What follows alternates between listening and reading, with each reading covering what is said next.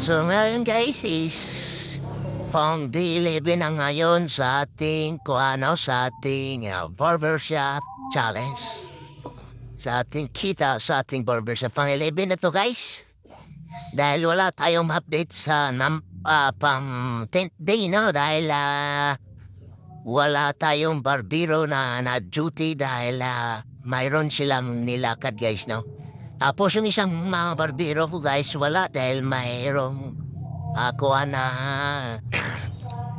matay kasi yung lulo niya guys kaya hindi siya nakapunta ay hindi siya nakapanggupit kahapon no.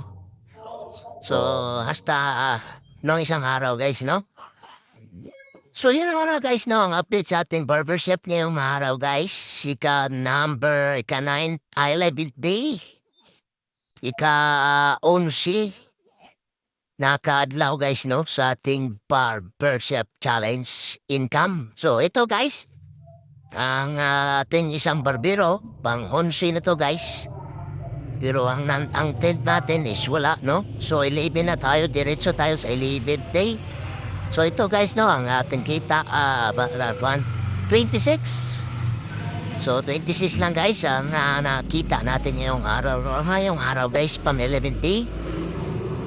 So, yun na mo guys ang update natin sa ating barbershop, no? So, thank you so much guys sa inyong panonood, no? So, pabilis ang update lang to sa ating barbershop. Buhay barbershop, no? So, yan na guys. Tapos yung aircon natin, no? So, ito lang ang barbershop natin guys, no? Maliit lang, hindi naman kasyano, hindi naman gaano kalaki. So, maliit lang guys.